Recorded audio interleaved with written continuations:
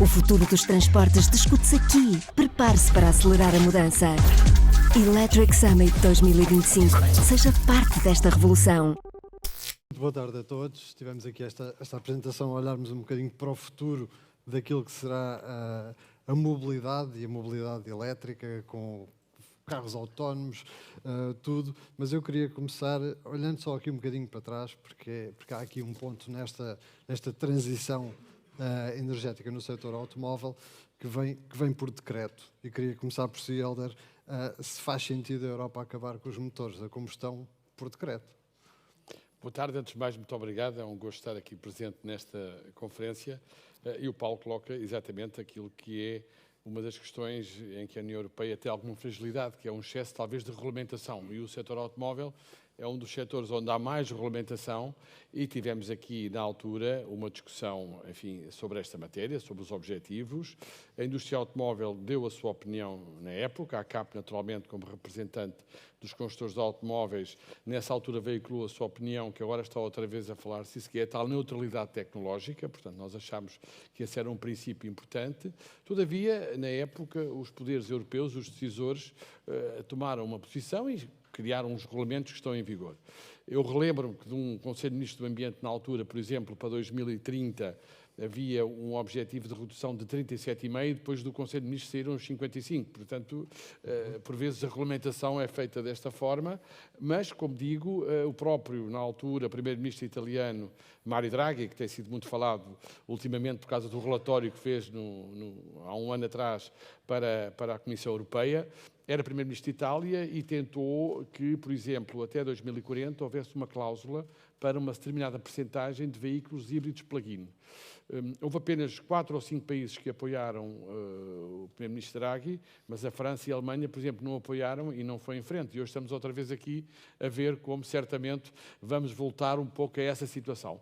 Aquilo que a indústria automóvel referiu é que quer ser parte da solução, ou seja, a regulamentação avançou, nos moldes em que avançou e com estas nuances também que eu referi, e a indústria automóvel, sendo uma indústria centenária, soube, digamos, adaptar-se, investiu bastante, ou seja, calculou-se que só na União Europeia foram 250 mil milhões de euros na eletrificação e, portanto, a indústria automóvel ficou parte da solução e compete a outros poderes, digamos, fazerem também a sua parte. Ou seja, nós assistimos nos últimos anos a uma entrada no mercado de dezenas, centenas mesmo de veículos eletrificados, portanto, elétricos, híbridos plug-in, híbridos full hybrid, e, portanto, a oferta existe.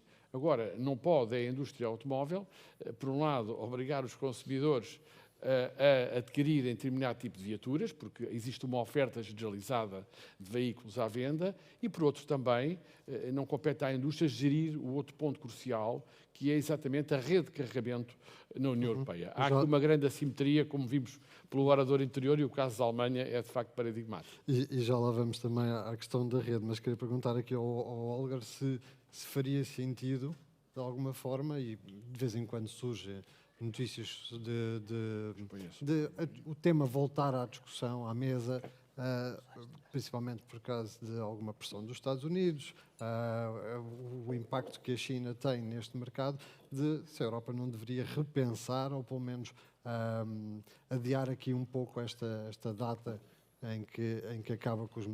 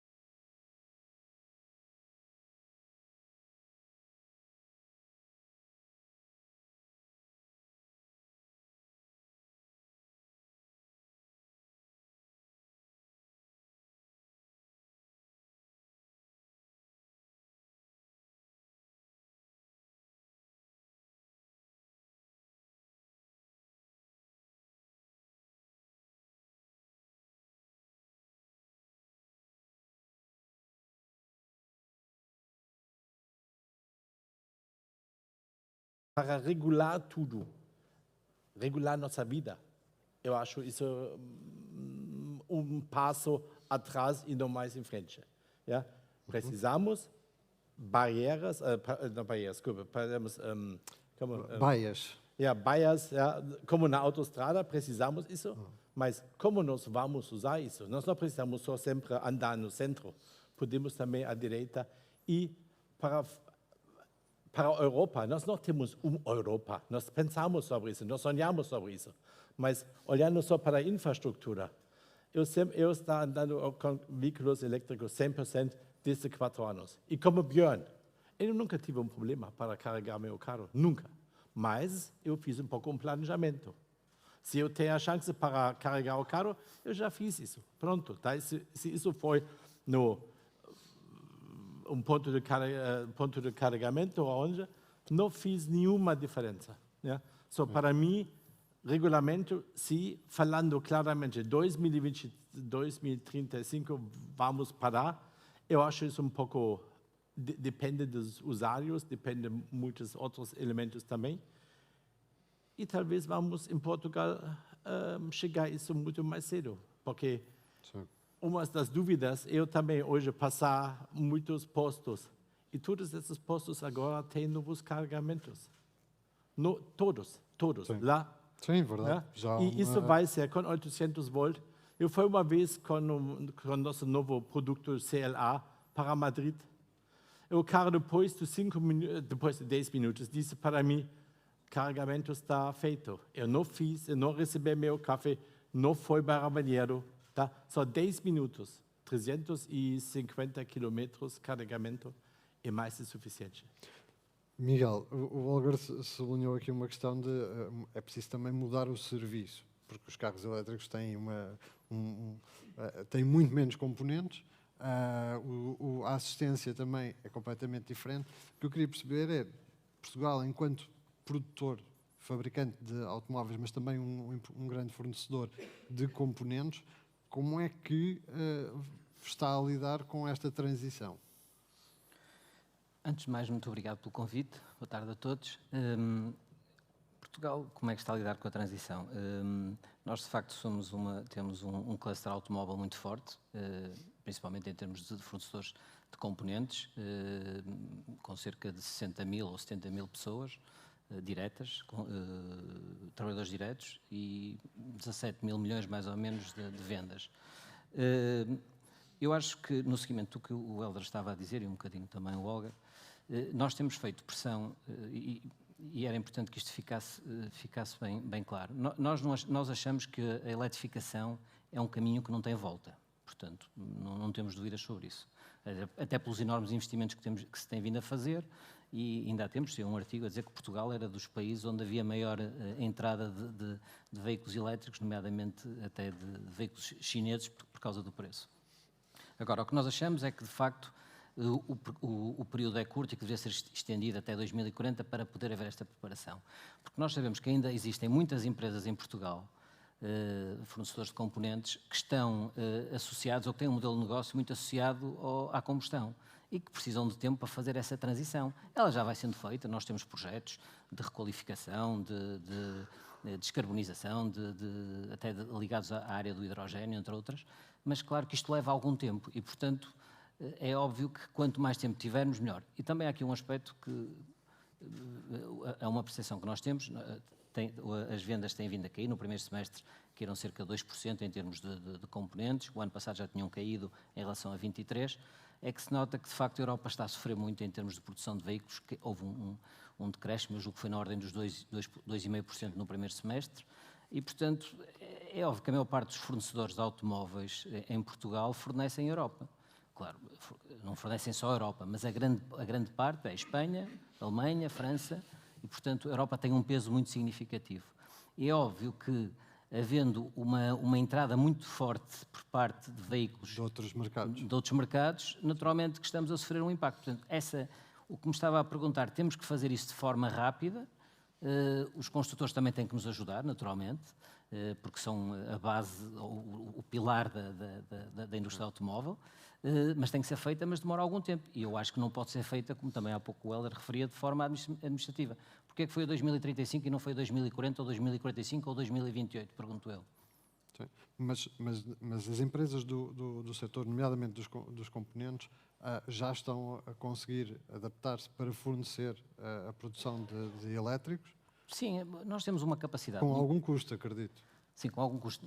Há programas. Nós até propusemos à tutela, em algumas reuniões que tivemos, a criação, em conjunto com a ACAP e com a AFIA, a criação de um observatório da justa transição, que aliás é uma ideia que foi lançada pela Ursula von der Leyen e que nós gostaríamos de alguma forma, com apoios também da tutela, poder fazer estas 3 entidades fazer e que permitisse ao mesmo tempo ter uma ideia clara de que forma é que esta transição está a ser feita, se está a ser feita de forma mais rápida ou mais lenta, que fundos é que temos, estratégias que temos que implementar no sentido de acelerar este processo. Agora, é óbvio que estamos a fazer, já há muitos fornecedores portugueses a fornecer para o veículo elétrico, naturalmente. Até basta ver que nós temos uma capacidade, se há uma coisa que os portugueses têm, também não estou a dizer nada de novo, é a capacidade de adaptação. Nós vimos quando foi o Covid, como é que muitas empresas se conseguiram renovar, vamos dizer assim, no sentido de continuar a elaborar. Agora, é preciso apoios, é preciso a monitorização, é preciso que os carmakers nos ajudem e é preciso acelerar porque é um processo que a meu ver, a eletrificação é um processo que é imparável. Só mais uma questão ainda relacionada com isto, por causa do caso recente da Nexperia. Eu queria perceber se a adaptação, o facto de estarmos a produzir veículos tecnologicamente mais avançados, muito mais dependentes de chips, se colocam a nossa indústria um pouco mais em risco de disrupções globais. Eu acho que não é só a indústria portuguesa, é a indústria europeia, porque global. Nós sabemos global, porque há 2 fileiras que são essenciais nos novos veículos, que é a fileira do lítio para as baterias, ou a fileira das baterias, chamemos assim, e a fileira dos microchips, porque os carros elétricos basicamente vivem dessas duas. Vivem de chips. Portanto, ainda há bocado tivemos uma apresentação sobre carros autónomos. Os carros autónomos ainda vão precisar de mais software, mais tecnologia para funcionar. Portanto, é óbvio que nós estamos muito dependentes. Quando olhamos e vemos que 70%, 80% da refinação do lítio é feita na China, é óbvio que o bloco europeu está muito dependente ainda. Estamos mais dependentes. Helder, estávamos a falar há pouco ali na apresentação anterior de várias questões associadas ao veículo elétrico e um dos pontos que estava a ser destacado era que Portugal estava acima da média europeia. Porquê? O que é que é a questão de sermos os early adopters ou há mais alguma coisa? Também, esse ponto foi muito levantado, sobretudo aqui pelos nossos vizinhos espanhóis, não é? Que vieram várias vezes questionar porque é que temos esta percentagem em Espanha. Pela primeira vez, eles acham que Portugal tem, enfim, uma comparação que resulta mais positiva do que no caso do nosso vizinho, mas é de facto, nós estamos neste momento em 7º lugar nos 27 em termos da percentagem de vendas de veículos elétricos. Nós temos no ano, como o Olga dizia, se calhar em Portugal vamos atingir antes, e falando de Portugal em concreto, 22% na média de vendas só de veículos elétricos, mas em outubro tivemos 29% a percentagem de vendas de veículos exclusivamente elétricos. E se virmos aquilo que são as energias alternativas, de janeiro a outubro, tivemos 68% de vendas destes veículos. A questão dos early adopters. E isto num período curto, porque eu recordo-me que houve um ministro do Ambiente que disse a determinada altura que o diesel, um carro a diesel, ia deixar de valer alguma coisa daqui a uns anos e pareceu quase uma profecia. Na altura foi uma declaração um pouco polémica, mas efetivamente o diesel praticamente desapareceu do mix. Sim, tem uma percentagem. Na altura tive a oportunidade de debater com esse ministro, que não era exatamente assim, porque as pessoas ficaram muito preocupadas. Os carros a diesel continuam a ser produzidos e o mundo não é só a União Europeia, mas, como dizia bem, neste momento a percentagem, não só em Portugal como na União Europeia, dos veículos a diesel é muito diminuta e Portugal, que era um mercado fortemente dieselizado, como o mercado francês, teve uma descida de cerca de 68% há 10 anos atrás para uma expressão muito pouco significativa neste momento, é um facto. Mas, portanto, em Portugal, e respondendo à sua questão, nós estamos nesta posição em termos da União Europeia. Há vários fatores que levam a isso. Primeiro, nós tivemos muito cedo a criação de uma entidade gestora que geriu a interoperabilidade dos carregamentos, que é a MOBIE, que neste momento o Governo publicou a nova legislação para melhorar este processo, pensamos nós, e isso foi um fator que levou, certamente, a que em Portugal, desde muito cedo, se começasse a vender veículos elétricos em percentagem superior. Eu falei de 22% na média anual, mas, como dizia, a vizinha Espanha ou a própria Itália tem percentagens abaixo dos 10%, 5%, 6%, 7%, e, portanto, tem neste momento, por exemplo, para dizer na Espanha, a nossa congénere espanhola, um objetivo muito grande de eletrificação, de aumentar as vendas de veículos elétricos para percentagens próximas das nossas. Mas, de facto, em Portugal... No mix das vendas dos novos, estamos com essas percentagens. Em termos absolutos, olhando para o parque, estamos a falar à volta de 200 e qualquer coisa mil elétricos. Essa é a grande contradição, porque nós estamos a querer descarbonizar, ou seja, é um mote que é a descarbonização. O veículo elétrico ou eletrificado contribui para a descarbonização, mas nós, no nosso parque, 7 milhões de veículos, temos uma idade média dos ligeiros passageiros de 14 anos e meio. Os veículos que vão para a abate, que é o rácio que nós também usamos na ACAP, ou seja, que são desmantelados em fim de vida, têm uma média de 24 anos e meio, quando há 5 anos tinham 17, 18 anos, e nós, anualmente, Portugal é um fenómeno, um bocadinho mais de países que entraram mais tarde na União Europeia, mais do leste da Europa, não da nossa zona geográfica, importamos anualmente 100 mil carros usados de outros Estados-membros, que, dadas as vantagens fiscais, que designadamente no Orçamento de Estado de 2025 foram atribuídas, têm uma idade média de 7 anos e são basicamente a diesel. Portanto, o que é uma contradição com todo este processo de rejuvenescimento. Portanto, a sua pergunta tem toda a razão de ser. Há aqui uma e emitem certamente carros com mais de 20 anos, são 1.600.000 a circular, e certamente emitem 190 gramas, 200 gramas. Não é medida a emissão destes veículos que são importados usados, mas tem emissões muito grandes, e é uma contradição, por isso é que a ACAP, como o Paulo também sabe, tem defendido um programa de incentivo ao abate robusto de renovação. Mas continua sem aparecer. Continua sem aparecer, foi anunciado recentemente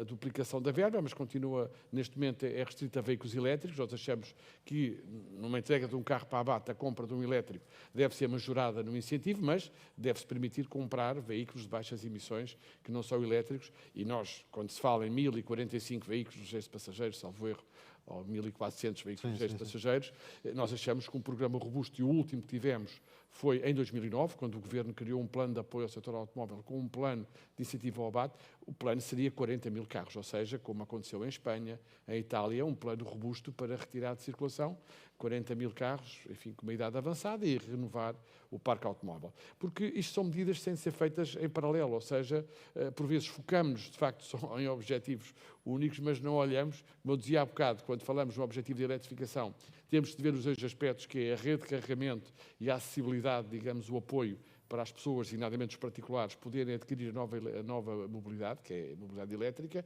Também aqui teríamos de ter, da parte do Governo, e a ACAP tem chamado muita atenção, e temos reunido com o Ministério do Ambiente sobre esta matéria, um plano de renovação, enfim, de forma significativa, e naquilo que há uma liberdade de circulação de veículos na União Europeia, mas se nós não tivéssemos a carga fiscal que temos neste momento em Portugal, certamente não haveria esta política de descontos, chamemos-lhe assim, reduções de imposto, que levam a essa vantagem. Por isso é que a ACAP também, proximamente, e em 2026, iremos propor uma reforma profunda da fiscalidade automóvel ao Governo português, e estamos a preparar um estudo nesse sentido que vai responder a estas questões. Mas aí toca sempre em dinheiro, depois é mais complicado.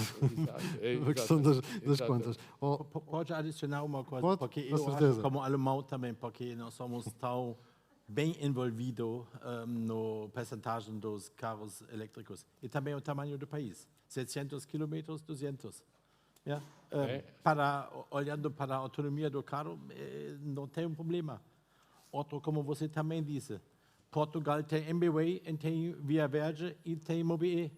São vantagens gravíssimas, positivas, em comparação com outros países. Quando eu fui para a Alemanha, visitando meus pais, eu nunca aluguei um carro elétrico lá, porque eu não sei como carregar. Isso vai ser com meu cartão, isso vai ser com uma forma. Aqui é simples. Sim, mas agora eu queria lhe perguntar no seguimento do facto de Portugal estar nesta linha da frente na compra de veículos elétricos novos, queria perceber quem é que está a comprar estes carros. São as empresas, são os particulares? Essencialmente são as empresas? São também muitas empresas, sim. Por causa das vantagens fiscais. E o ponto seguinte era exatamente esse. Os benefícios fiscais que existem para a renovação de frotas das empresas são atrativos, está a isenção de dedução do IVA, a isenção das tributações autónomas, são os apoios corretos? É preciso mais? Eu acho que os números que nós temos hoje são muito razoáveis. Claro, sempre que nós temos mais incentivos, seria melhor para o cliente, mas a forma como nós temos isso, na minha opinião, está muito bem. Ok. E Helder, é preciso encontrar aqui algum equilíbrio nestes apoios que são dados às empresas para os particulares? Ou seja, as empresas têm muitos benefícios na aquisição destes veículos para as suas frotas. Os particulares, estávamos a falar da questão daquele apoio que existe, é preciso que os particulares também tenham mais benefícios para que se fomente? Sim, o chamado princípio da coesão social, não podemos deixar ninguém fora desta nova mobilidade e, portanto, quando as decisões destes objetivos foram tomadas pelos poderes a nível da União Europeia e dos vários governos, como eu dizia há pouco, também lhes compete a eles que essa coesão social seja concretizada e isso passa por os particulares terem mais incentivos. Os particulares têm aqui um problema fiscalmente que se tem falado, que é as empresas deduzem o IVA, o particular paga, de facto, o IVA, não tem ISV, mas paga o IVA. Apesar de toda a publicidade que existe, veículos elétricos, o preço apresentado é mais IVA. É mais IVA sempre, e como sabemos temos um IVA que não é o mais elevado da União Europeia, mas também não é o mais reduzido, portanto está ali na parte média-alta. Essa é desde logo uma situação que o particular tem, por vezes questiona se não deveria haver uma vantagem fiscal ao nível do IVA também na aquisição por particulares, mas é preciso continuar com esta política de incentivos, digamos assim, para as pessoas, sobretudo a particulares, mas mais robusta, na nossa opinião, porque nós estamos sempre a falar destes 1.000, 1.400, quando o mercado não era o mercado que é hoje de veículos elétricos e, portanto, num mês, se formos a ver, podia-se esgotar.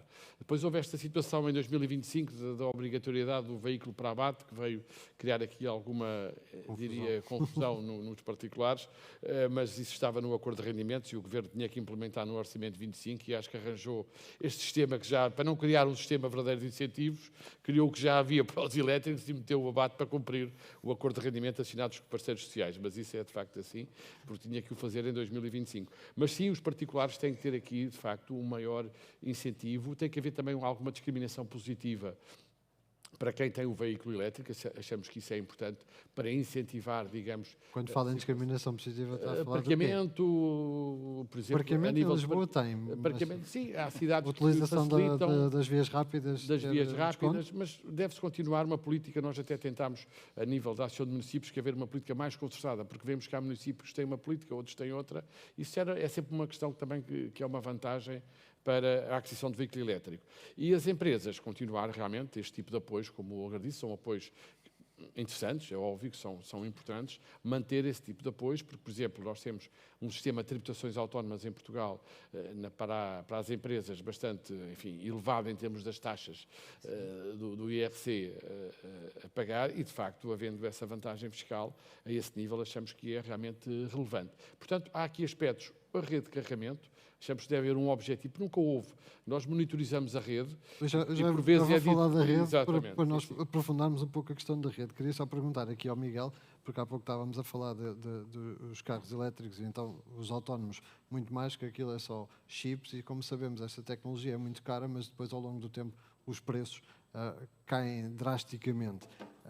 O que nós temos visto nos últimos anos é uma descida do preço dos carros elétricos, quase a nivelar já com os equivalentes a combustão, a maior parte deles serão eletrificados. Queria perceber se já baixaram o suficiente para serem uma alternativa ou ainda há aqui margem para baixarem mais? Eu acho que existe uma margem para baixar mais. Aliás, há pouco eu fiz referência a um artigo que não foi do Jornal de Negócios, mas do Jornal de Economia da Especialidade, que referia que Portugal era dos sítios onde se compravam mais carros elétricos de baixa gama. Porquê? Porque, de facto, já estão com um preço interessante. Infelizmente, eu diria que a maior parte dos carros, infelizmente, ou se calhar o termo não é correto, mas a realidade é que os carros que estão com preço mais baixo são carros que vêm de outras geografias que não da Europa. Porque, de facto, nós quando olhamos para os veículos europeus ainda não estão no nível de preço que a China consegue, por exemplo, colocar cá os carros, não é? Independentemente de todos os constrangimentos que existem a nível da Europa, das questões das regras que temos.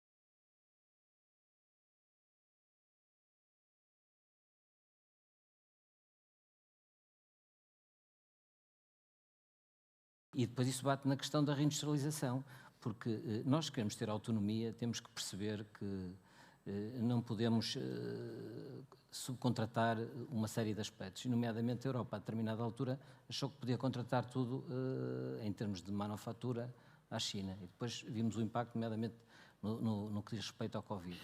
É importante que isso mude, de alguma forma, tem que haver uma reindustrialização, nós temos de trazer uma fileira, como há pouco referia, do lítio, nós temos que trazer uma fileira dos microchips, nós temos que começar a ter, de facto, na Europa, a Alemanha sempre foi um exemplo nesse aspecto, uma reindustrialização real. Eu, quando olho para os últimos 20 anos de Portugal, a percentagem de empregos criados no setor secundário mantiveram-se mais ou menos estáveis. Fala-se em reindustrialização, a Europa fala no renascimento industrial, que é um termo ainda mais bonito, mas nos últimos 20 anos eu olho para o número de empregos, da percentagem de empregos em Portugal, e mantém-se ali nos 19, 20%. Portanto, não houve uma reindustrialização efetiva.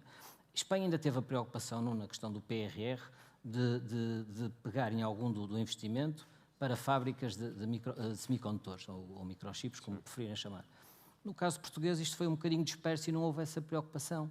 Tem que haver essa... Eu sei que são grandes investimentos que estamos a falar, mas são estes investimentos que vão tornar a Europa, e agora estamos a falar também no âmbito da defesa, um bloco que tenha expressão, que tenha dimensão e que permita ser um bloco económico, que se mantenha como um bloco económico forte e com o nível de vida e de qualidade que pretende ter, porque é uma referência, não é?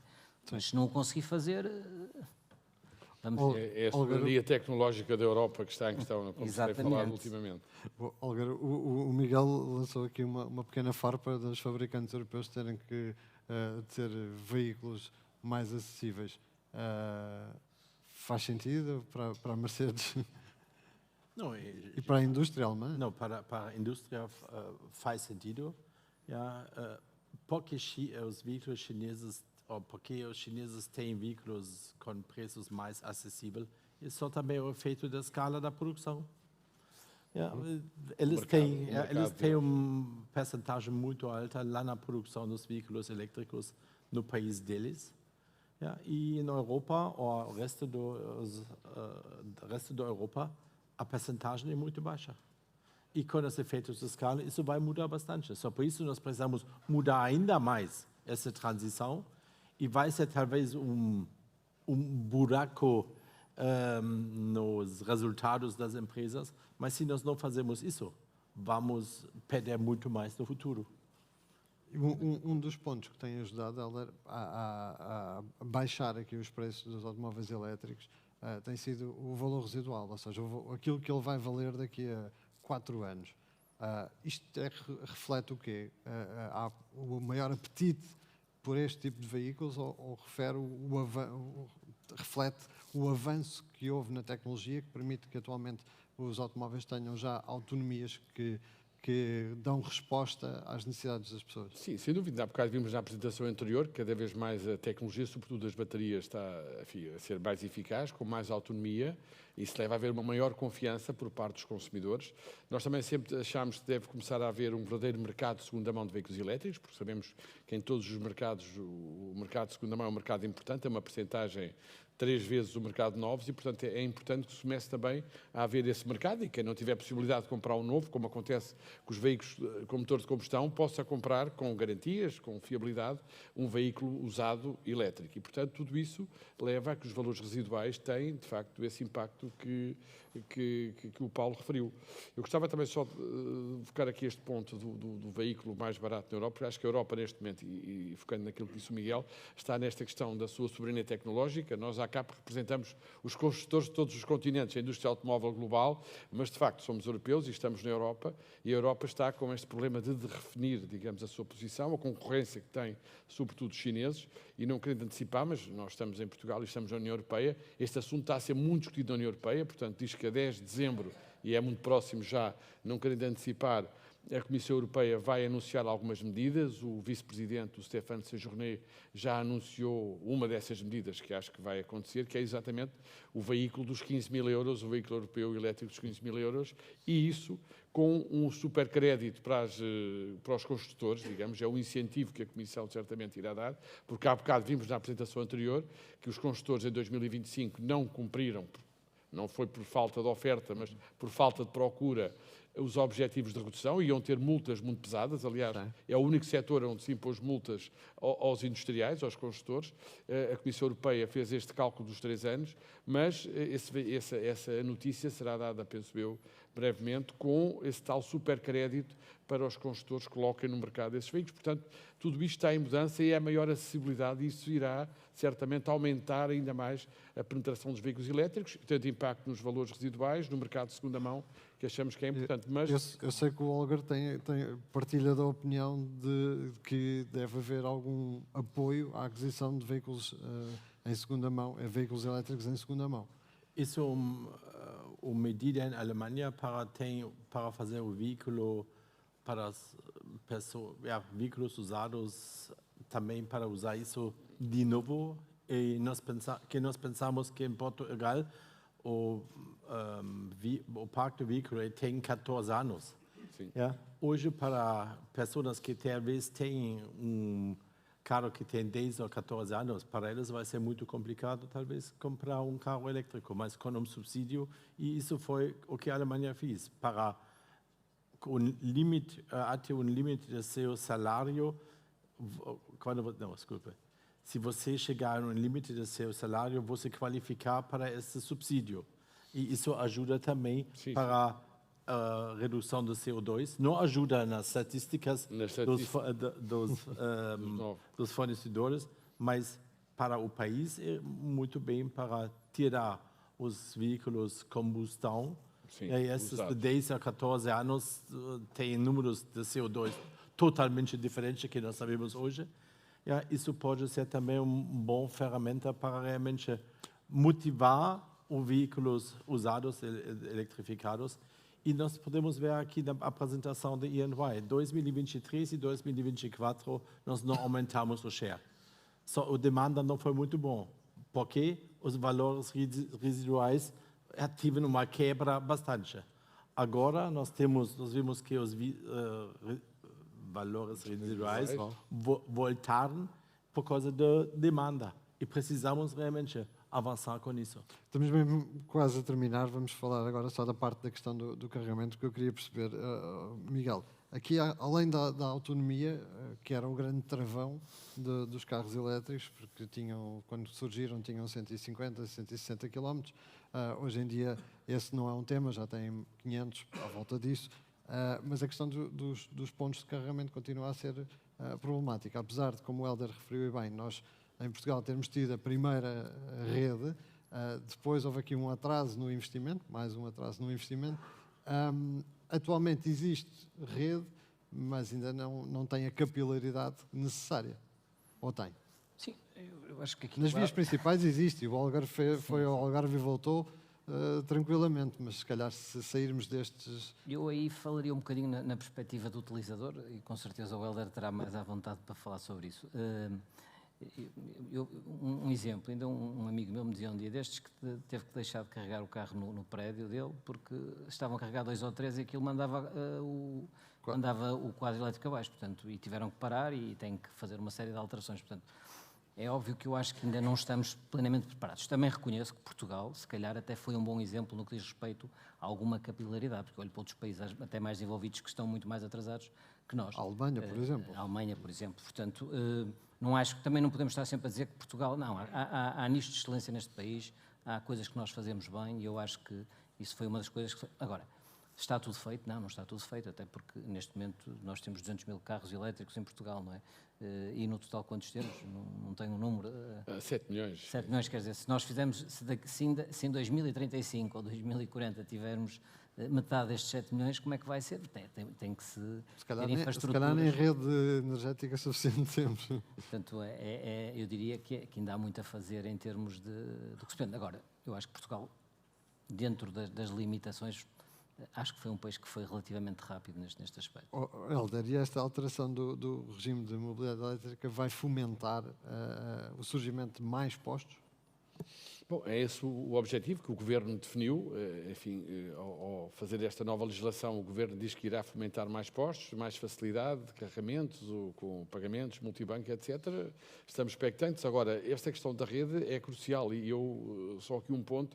Eu acho que a União Europeia, eu tenho dito isto várias vezes, quando definiu estas metas para a eletrificação, não definiu metas para os pontos de carregamento. E nós tivemos, durante muito tempo, nos 27 países, é que estamos numa União Europeia, não é? E os cidadãos têm direito a circular. Nós tínhamos metade dos pontos de carregamento da União Europeia na Dinamarca, Holanda e Alemanha, quer dizer, e os outros 24 países tinham os restantes 50%.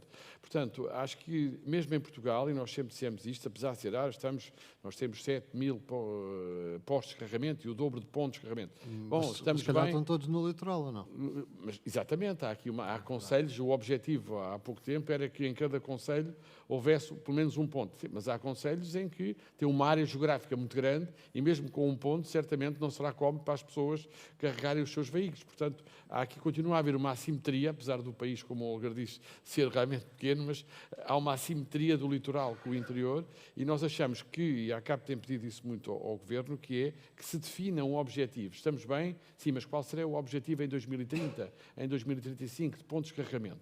E por outro lado também, e não é a minha especialidade, mas naturalmente com o interesse nesta área e nos fóruns em que participo, a agilidade quando se pede a instalação de um ponto para de facto ser instalado. É que tenho ouvido dizer que há um tempo de espera bastante significativo. Este problema também que o Miguel falou também não pode acontecer. Eu ainda há pouco estive numa reunião, numa conferência na Dinamarca, onde a percentagem de vendas de veículos elétricos é quase 70% do mercado, é 67%, e eu perguntava ao meu colega, então, mas isso e o carregamento? É fácil, qualquer pessoa de uma habitação particular, de um prédio, pede à entidade, digamos, responsável e instala-lhe o ponto de carregamento no prédio em 3 dias, 2 dias. Bom, aqui não é assim. Aqui não é bem assim, não é? A Noruega não faz parte da União Europeia, mas são 90% das vendas. Portanto, há que criar aqui, digamos, uma task force que possa, de algum modo, dirimir estes pontos. Lá está, a indústria automóvel respondeu, tem a oferta, mas há estes aspectos que têm que ser melhorados, na minha opinião. A última pergunta é aqui para o Olga e tem a ver com a questão da evolução destes pontos de carregamento, com a possibilidade do vehicle to grid. A pergunta é, alguém com o carro, com a bateria carregada, vai sentir necessidade de agarrar e de injetar essa bateria, essa energia armazenada na rede? Na rede, não sei, mas talvez na casa. Isso também é a rede. Porque nossa empresa, nós falamos sempre sobre os pontos de carregamento na rua. Mas, Públicos. Públicos. Exato. Mas em nossa empresa aqui em Portugal, nós colocamos painel solar em todos os lugares, do teto, em cima do parking, e 70% da energia que nós precisamos, e nós temos uma frota 100% eletrificados, o sol ajuda para carregar esses carros. E, lógico, sexta-feira e segunda-feira, todos os pontos de 22 kW são ocupados, porque as pessoas querem carregar os carros. Para mim, também uma pergunta não só para o governo, para ajudar, mas também com nossas empresas, com as empresas de vocês. Ajudam essa. Portugal tem tudo, tem sol, vento, água para uma energia renovável.